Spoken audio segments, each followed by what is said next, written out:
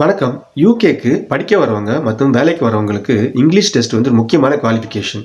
இது வந்து எல்லா இங்கிலீஷ் ஸ்பீக்கிங் கண்ட்ரீஸும் ஒரு முக்கியமான குவாலிஃபிகேஷனா வச்சிருக்காங்க. ஆஸ்திரேலியா, கனடா, யூகே, அமெரிக்கா இவங்கலாம் வந்து இந்த இங்கிலீஷ் டெஸ்ட்டை வச்சு தான் உங்களுக்கு வேலைக்கோ இல்லை படிக்க வரதுக்கோ வந்து சில டைப் ஆஃப் விசாக்கு வேலைக்கு வர விசாக்கு உங்களுக்கு இந்த குவாலிஃபிகேஷன் வச்சுருக்காங்க. அந்த டெஸ்ட்டில் வந்து ஸ்பீக்கிங், லிசனிங், ரீடிங், ரைட்டிங் நாலு இருக்குது. IELTSங்கிறது ஒரு ஃபேமஸ் டெஸ்ட் ப்ரொவைடர். இதெல்லாம் பற்றி நான் போன வீடியோவில் போட்டிருந்தேன். உங்களுக்கு செக்யூர் இங்கிலீஷ் லாங்குவேஜ் டெஸ்ட்டில் என்ன, அதில் IELTS எப்படி வந்து ஆப்ரேட் ஆகுதுன்னு. இந்த வீடியோவில் நம்ம வந்து ஸ்பெசிஃபிக்காக லிசனிங் டெஸ்ட்டுக்கு வந்து சாம்பிள் பேப்பரோட எக்ஸாம்பிள்ஸோட எப்படி அட்டன் பண்ணுறது, என்ன ஃபார்மேட்டு, அதை பற்றிலாம் அந்த வீடியோ பார்ப்போம். Welcome to channel. This is Sundar Ayyappan. மறக்காம கீழே சப்ஸ்கிரைப் பட்டன் கிளிக் பண்ணுங்கள். உங்களுக்கு புது வீடியோ போட்டால் உங்களுக்கு நோட்டிஃபிகேஷன் வரும். மறக்காமல் பெல் பட்டனையும் கிளிக் பண்ணுங்கள். ஸோ இந்த லிசனிங் டெஸ்ட் வந்து இந்த IELTSல மற்ற செக்யூர் இங்கிலீஷ் லாங்குவேஜ் டெஸ்ட்டில் முக்கியமான பங்கு இருக்குது. ஏன்னா இங்கே வரவங்க படிக்க வரவங்களுக்கு அவங்க கிளாஸ் எடுத்தால், காலேஜஸில் கிளாஸ் எடுக்கும்போது இல்லை வெளியில் அவங்க பழகும்போதும் அவங்க என்ன சொல்கிறாங்க அப்படின்னு கேட்டு அவங்க அண்டர்ஸ்டாண்ட் பண்ணி பதில் சொல்லணும், ரெஸ்பாண்ட் பண்ணணும்.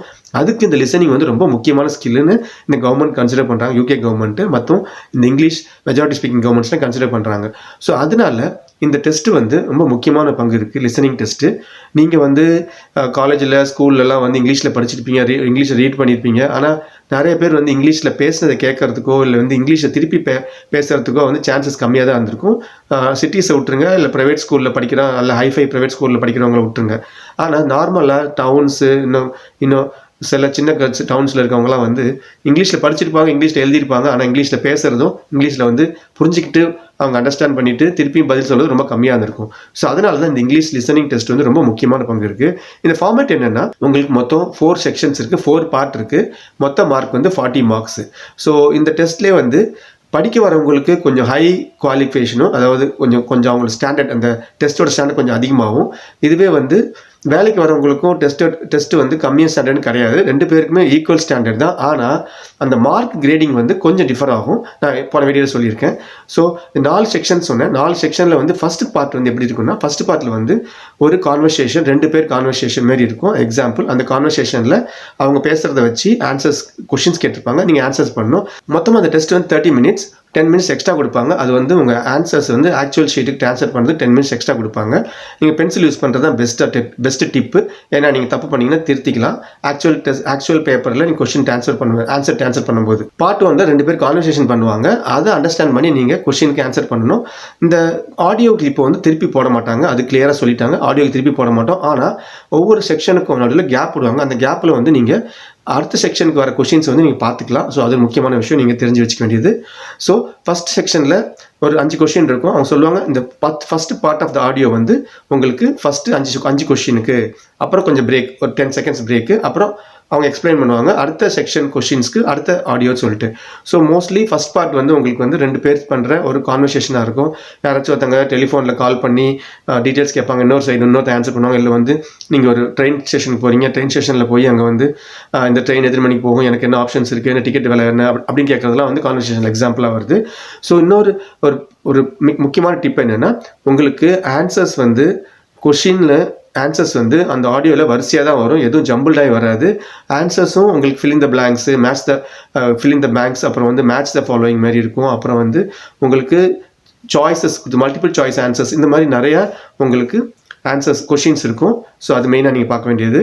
ஸோ அடுத்த செகண்ட் பார்ட்டு, இந்த 4 செக்ஷன் டெஸ்ட்டில் செகண்ட் பார்ட் என்னென்னா, செகண்ட் பார்ட்டில் மெயினாக வந்து 3 பேர் பேசுகிற மாதிரி ஒரு ஆப்ஷன் கொடுப்பாங்க.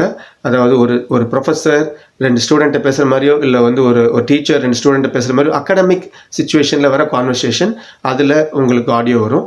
அப்புறம் இன்னொரு ஆடியோ மோனோலாக் வந்து உங்களுக்கு வந்து நீங்கள் காலேஜில் போய் ஜாயின் பண்ணுறீங்க, அங்கே வந்து காலேஜ் பற்றி ஒருத்தவங்க வந்து சொல்கிறாங்க, இந்த காலேஜ் இப்படி தான் இருக்கும், இந்த இடத்துல லைப்ரரி இருக்குது, இந்த இடத்துல கவுன்சிலிங் இருக்குது, இந்த இடத்துல உங்களுக்கு புக்ஸ் எல்லாம் வாங்கலாம் அப்படிங்கிற ஒரு எக்ஸாம்பிள் சொல்கிறேன்.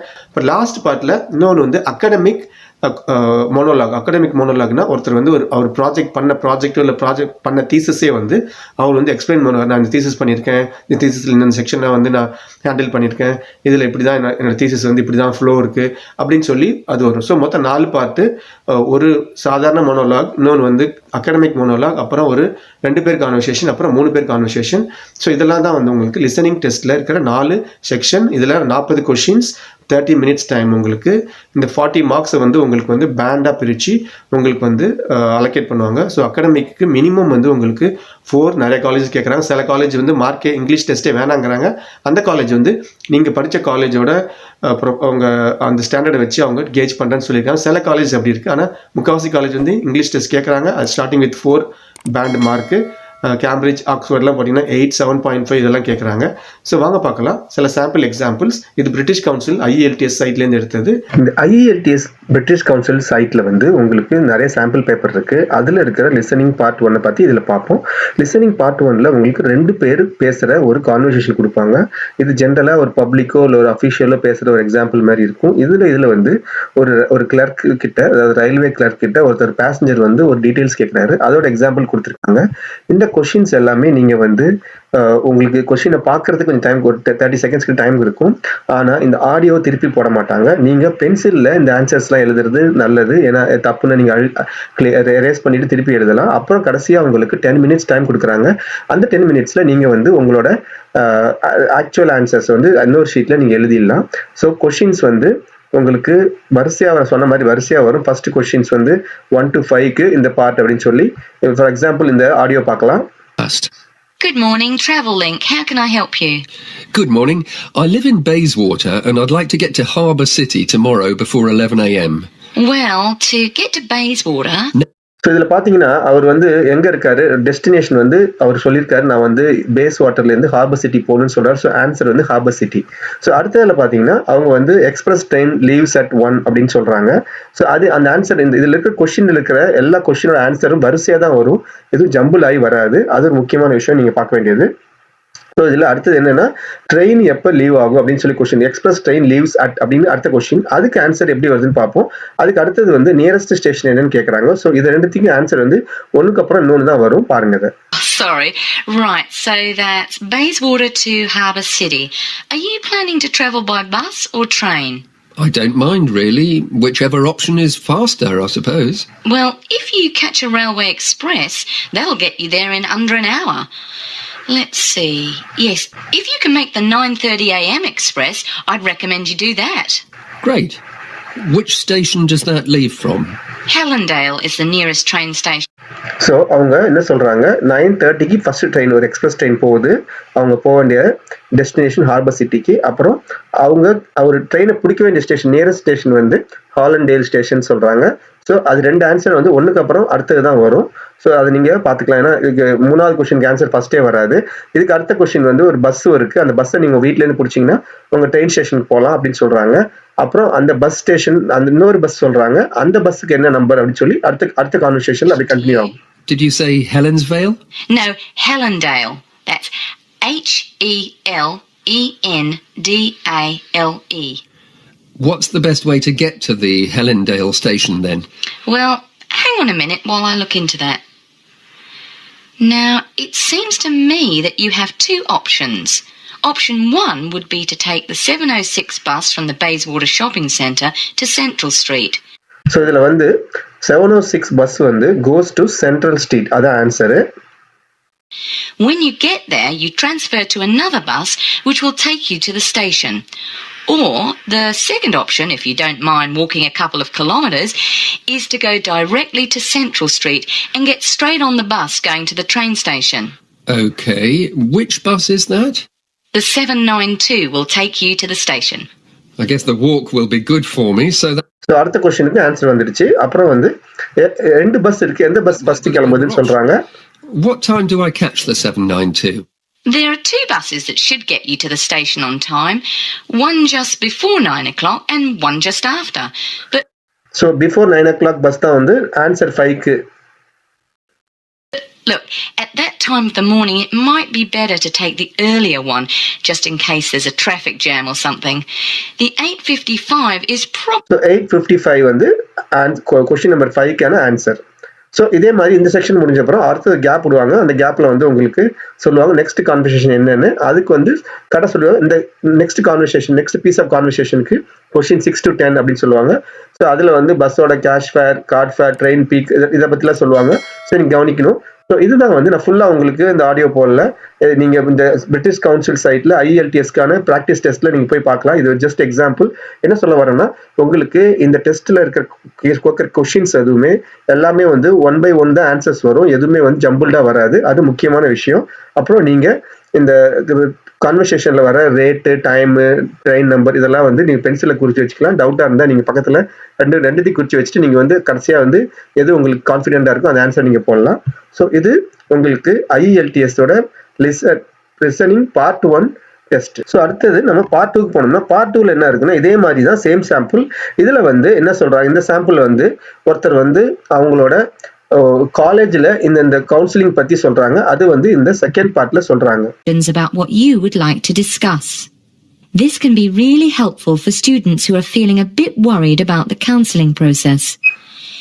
Naomi is also the best option for students who can only see a counsellor outside. So காலேஜில் வந்து ஒருத்தங்க ஜாயின் பண்ணியிருக்காங்க. அப்போ வந்து அந்த காலேஜில் வந்து ஜாயின் பண்ண எல்லா புது ஸ்டூடெண்ட்ஸ்க்கும் ஒருத்தர் சொல்கிறாங்க இந்த காலேஜ் எப்படி நடக்கும், கவுன்சிலர் எப்படி பேசலாம், எந்த டைமில் எந்த கவுன்சிலர் இருக்காங்க, அதுக்கான ஒரு ஸ்பீச் தான் கொடுக்குறாங்க. அதுவும் ஆன்சர் வந்து 1 by 1 அவங்க என்ன கொஷின் கேட்டிருக்காங்க அதுக்கு வந்து வரிசையாக தான் வரும்.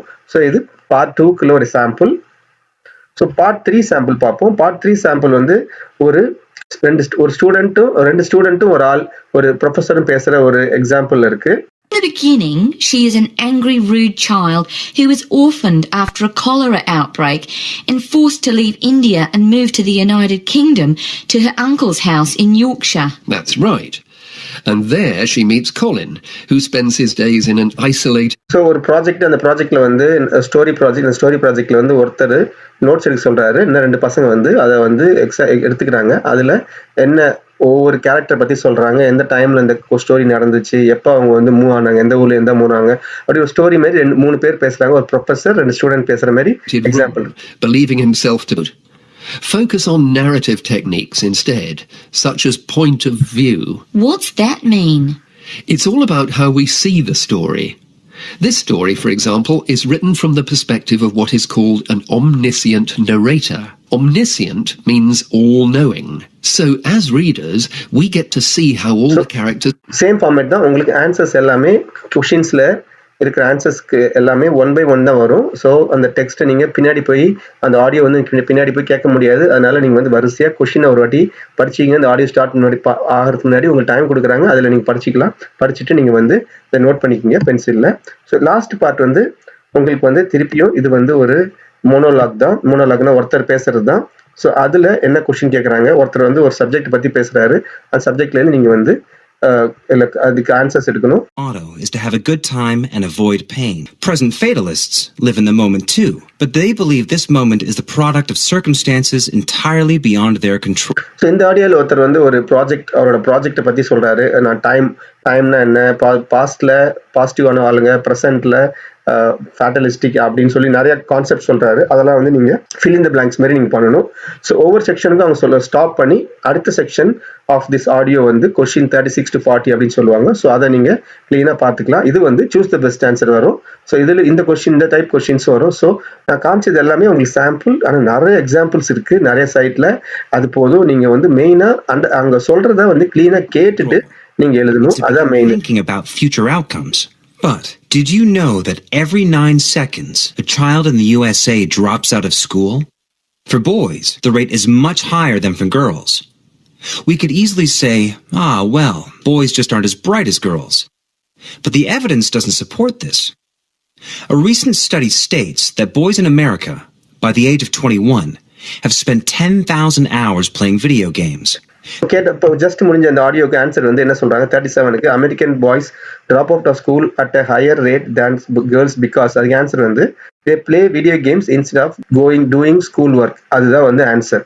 ஸோ இது கரெக்டாக ஒரு ஆர்டரில் தான் அவங்க பேசியிருப்பாங்க. அந்த கொஷினுக்கு ஒரு ஆன்சரும் ஆர்டரில் தான் வரும்.